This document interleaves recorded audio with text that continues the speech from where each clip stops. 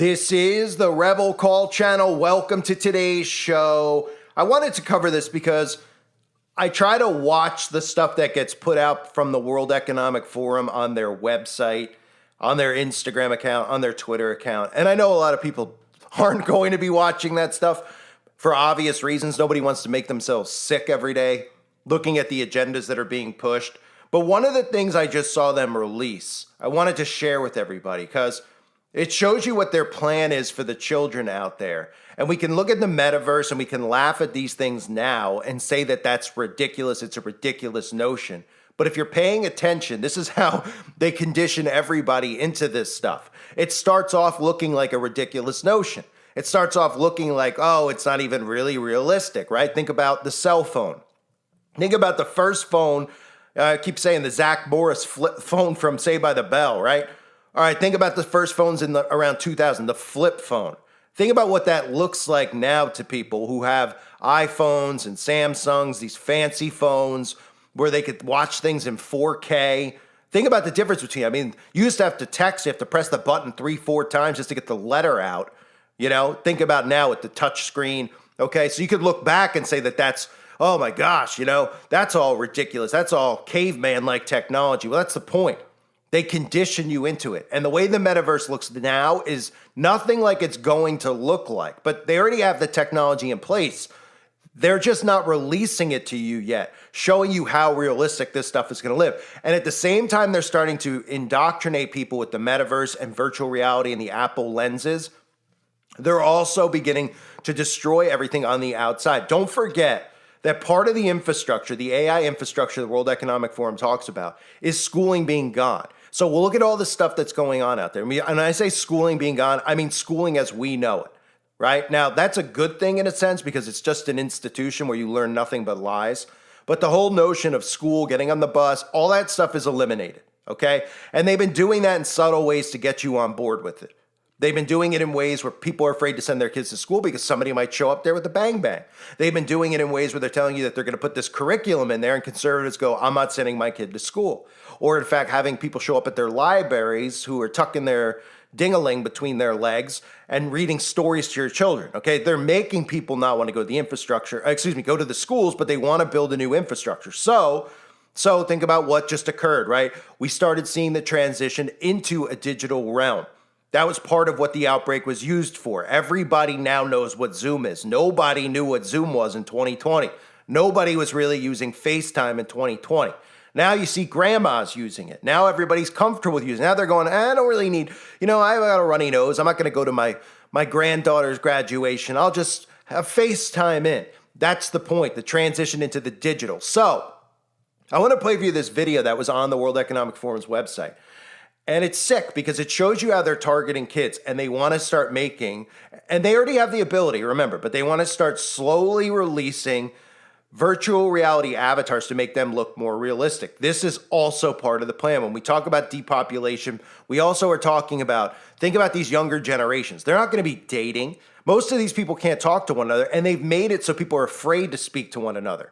Afraid, like, oh, if you hit on a girl, it's harassment, right? They're doing this by design. This is part of it. Dating in the virtual realm. All of this stuff that sounds crazy. Listen to what their plan is for the children because it's all about the children. We as adults look at this stuff and we're like, that's embarrassing. We're not going to be on board with that. Even though a lot of adults, I told you in recent videos, say the same thing to me about Facebook. I still say how embarrassing it is. And the same people who are on board with me who are like, oh my gosh, who's doing that? That's ridiculous. Back in 2000, or whatever year it came out, 2001, 2002, around that time period, the same people who were embarrassed then are now posting their thoughts and putting their conscience up on the internet, which is the point. They call it the collective. It's really just the collective hive mind. And none of these people even realize how they transitioned from that to what they are now. It's the same with this. So look how frightening this is and look how sick they are because they're specifically talking about targeting children, even the future of sporting events. These are all things that they have planned. And this is going to work. You know why? Because everything out on the outside, they're trying to destroy. So just the little things we see now with direct energy weapons and weaponized weather, they're going to continue to do that. But don't forget, the carbon footprint is to keep you indoors. The carbon footprint, the purpose of it is to keep you a prisoner in your home. And you're eventually going to be a prisoner of your mind. So as crazy as it all sounds, the carbon footprint tracks and monitors your every movement. They're going to tell you that you have an allotted time you can go outside, a lot of time you can do this, but you don't need to worry about it because they'll deliver food to your door. Everything you need could be delivered with a drone. You don't really need to go outside. Oh, you don't need exercise. You can exercise in the virtual realm, right? Some of that ridiculous stuff we've seen where a lot of these virtual reality companies give you exercise tutorials with the thing on. I mean, it's unbelievable. But look at what they're trying to do. This is what's next for children that they're targeting. The great challenge with virtual environments is that the only reason we're there is for the other people that we find. The technology, both the hardware and the software, has to be good enough to make us feel like we're really there with someone else. Avatars look good in a still shot or maybe in a video demo, but when you try it out yourself, you don't really feel like you're making quite the connection with the other person or people that you'd like to. The biggest thing that is going to make metaverses finally begin to have global impact is going to be the true sense of other people there in a way that is satisfying to most of us. Building trust and making people comfortable with avatars is more dependent, surprisingly enough, not on the graphical detail of the avatars, but instead on how they move, how they communicate non-verbally. When we communicate with each other in the real world, a tremendous amount of the information that we're sharing with each other is non-verbal. Unfortunately, in virtual environments thus far, it has been impossible to convey most of that non-verbal signaling. And now for some people, that's okay. They're okay with not getting that data. But for a lot of people, it's a very, very important part of building trust with someone else, particularly if that someone else is a stranger. I think that movement and nonverbal cues are going to be what makes avatars feel ready for all of us wanting to use them.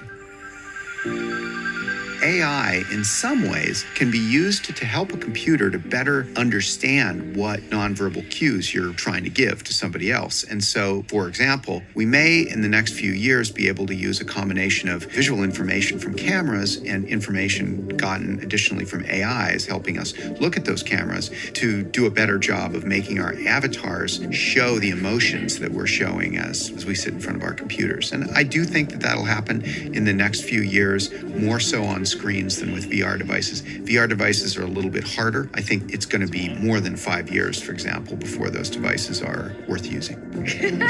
This actually weirdly feels like a hug. I also think that specific areas of use like education for kids are probably areas where VR devices will start to really deliver some widespread use and payoff. We're in this kind of local maximum right now where we're playing video games and we're talking about the future and imagining that someday the avatars in the video games might be suitable for going to a sporting event or a music event or something, and we're not there yet. So what's going to happen is we're going to have to find a single initial use case that everybody wants to try out and use at least a little bit and get some benefit out of. I think that use case is still likely to be education. I don't know whether earlier education or collegiate education, but the idea of getting students together, communicating with each other while learning from a teacher as avatars has such an immense human opportunity for us. You know, the ability to put a group of students together with a great teacher who's halfway around the world is just a phenomenal opportunity. So I think that kind of opportunity, that kind of breakthrough application and the hardware that's required to get us there, once we have that, we'll really see everything coming together.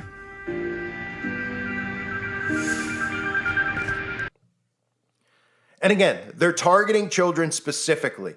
And don't forget, a lot of the communist propaganda I put out, which, you know, when I think about it, a lot of strikes, even though I'm a brand new YouTuber, a lot of strikes I've gotten have actually been showing a lot of those black and white films from the 50s and 60s that they would show back in the 50s and 60s in school about how dangerous and how bad communism is. They don't want you to see that now. And it's not because it's, it's what they're fearful of is if you notice what communism is, you'll realize that it's really woke in disguise. It's just a new name. They repackaged communism so that generations of older Democrats wouldn't even realize that they're now communists because they were trained and taught as children that communism was bad, that capitalism was good. And the reason that they're targeting children, of course, is because that's the future of this new world order. You could see, and to me, when I see that clip that I showed you, it's a horror story. The guy speaking about the benefits is, he should be arrested. I mean, what they're doing is not for the benefit of anyone. In fact, they should put a side by side of this and then talk about why kids are so depressed, why kids are so suicidal, why people have so much anxiety. Now, yes, we could look at anxiety and depression and tie it in with 5G and chemtrailing, but really it's what they're doing of separating people from one another. Okay, and they're the ones strategically doing this. They're making people hate one another. They're dividing people on politics. They're making it so Democrats and Republicans can't even be friends anymore. And this affects the children out there as well. And a lot of their parents are so unhinged, especially the Democratic parents, they're pushing their kids into this thinking that this is the future of learning and this is what's safer for them because they're afraid to send their kids to school because the government's creating false flags at the school. But this is better and this is safer and they'll be so much smarter. Next thing you know, they're dating one of these avatars and they'll tell you that that's perfectly normal. And if I said that 3 years ago, you say that's completely insane. Right? A person dating an avatar. It's already happening. And now the way things are going, people are actually seeing that. And they're like, oh, yeah. But they're going, well, what's really wrong with that? It might be better for my kid to date an avatar. That's how utterly insane this is. And the mental health that people are suffering from, a lot of it, if not all of it, other than you can look at the frequencies and those things, is coming from the technology, the dependency on technology, the obsession with technology. And really what they're creating they're telling you that these kids are becoming so smart with tech, they're becoming completely useless. Human beings who don't have trades, who don't know how to do things on their own are useless. And that's what they want. They want every single thing you do to need to, the answer have to come from the internet or technology. Okay, because that gives them total control and carte blanche over you. And when you're connected to the internet, you won't have to type it in the Google search. It'll come into your mind like telepathy. And then you'll say, oh, wow. Look, I'm so smart. I'm all of a sudden, these things are popping into my head, and who needs to be? This is great. And now we're all equal because we all have this technology embedded inside of our body. But what I fear the most is for the children out there. And when I see clips like this, it gets me so angry, and it's disgusting. Philip Rosedale, the co-founder of High Fidelity, these are the guys that go to the World Economic Forum that you don't see, that you don't hear about, who are the ones who are really just being enabled to do these things without civilians out there even knowing what they're doing. Most civilians would see this and they'd be like, I don't want my kid to be raised like this. Who's this guy? Who's making the curriculum that they're going to learn when they're online and they're doing online learning, right? Who are these things that they're talking to? Just friendly avatars? Oh, they could reach a teacher from around the world. Who's the teacher? Who are these people? They don't know, right? Because they keep you distracted with all the other crap that they keep manufacturing on the surface here. So remember the stuff I talked about here with what they're trying to do to the surface, because people out there are going to think it's climate change. They're the ones who are doing this stuff. They're weaponizing weather right now. We see this tornado, just this ongoing onslaught of tornadoes in the same spots in in North America, right in the central, in Iowa, Oklahoma, and people out there are desensitized to it. They're like, oh yeah, they always get tornadoes in Oklahoma. Oh yeah, they get 60 at once? No, they don't. They don't even want you to pay attention to that. And then when you do bring attention to it, they say, well, the climate, we got to do something about the climate. That's the only way we'll stop the tornadoes. And the answer to the climate change, the ultimate answer that they don't tell you is that you're going to be locked up, okay? Because once you have a carbon footprint, you aren't going to school, you aren't going to the grocery, but they already have the solution. They're going to say, well, what do you need to go to the grocery for?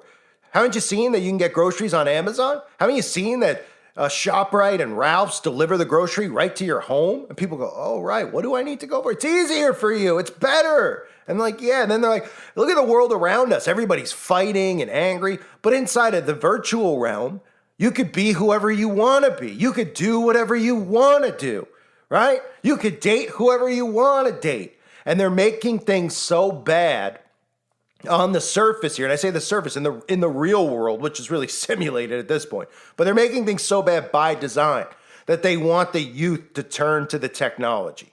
They know a lot of adults won't. Yes, there will be a percentage that do, libs, who will turn to, I shouldn't say that. It's both parties. I'm sure you see a lot of comments when I cover video games. A lot of people who follow my channel get upset.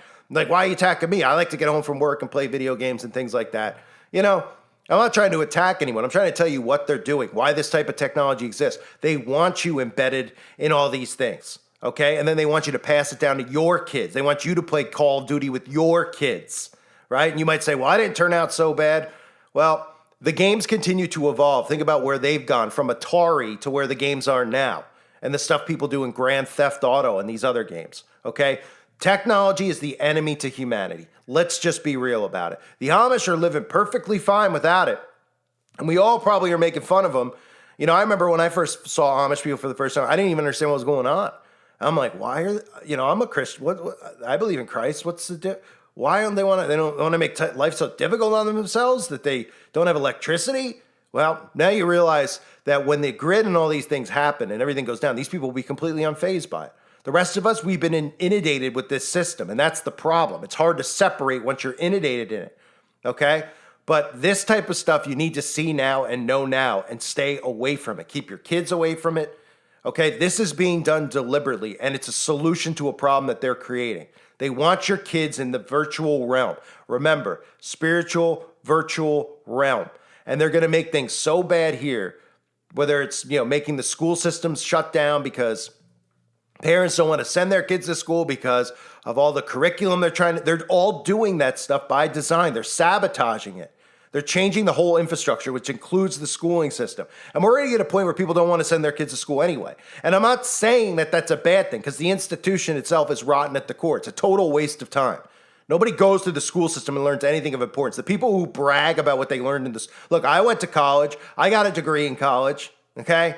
Useless. You don't learn any trades. You got to teach yourself the trades these days. And most people out there, look, if you went to trade school, good for you. You definitely learned something then. But if you went to a university for just a basic business degree or communications degree, how's that serving you? You might have a job that's paying you, but in reality, when the grid goes off, is it going to serve you any purpose then? Are you going to know how to forage? Are you going to know how to hunt? Are you going to know how to... All these things that they tell you are useless in today's world. Yeah, they're useless with technology existing, but when they shut it down for a while, you're going to be more dependent and want technology more to save you from it. And that's what their plan is. So this is the hell that they have planned for your kids, okay? This reality with these things strapped over your heads. And every day that goes by, people get more desensitized to this. It looks bizarre. It looks creepy. That's how we all felt when we first saw it. Now people are like, oh, yeah, it's normal. It's normal. And it's getting more and more normal. And eventually it ends up inside your body, because the stuff you see with the virtual reality glasses, when you have the tech inside of you, you'll see it in front of your face. Okay, that's what we're headed towards next. I thank everybody for being here. Hope you're all well. God bless you as always and your families.